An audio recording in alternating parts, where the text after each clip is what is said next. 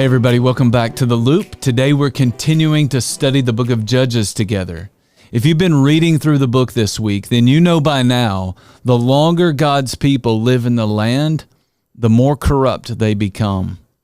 By the time you get to chapters 13 to 16, there have been many different judges that God has sent to correct the people. But even the judges themselves are growing more and more corrupt over the course of time. One of the last judges in the book is a man named Samson.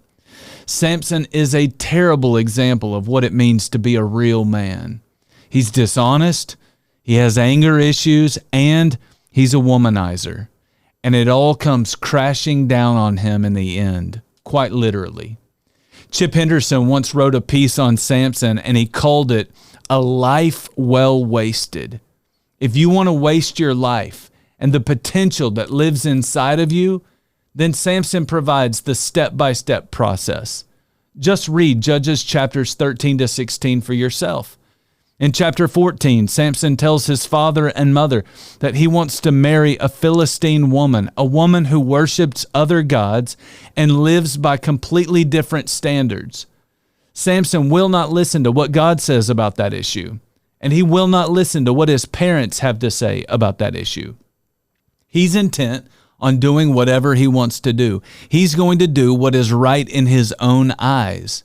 If you're a young man or a young woman, who you marry is one of the most important decisions that you will ever make. You would be wise to listen to God and to listen to your mother and father. From there, you can continue to read about how Samson spent his days sleeping with all kinds of different women, even cheating on his wife. At one point in the book, Samson even hooks up with prostitutes. The mistake that he is making, it kept happening because the longer he looked, the more he lingered. See, the longer you look, the more you want something.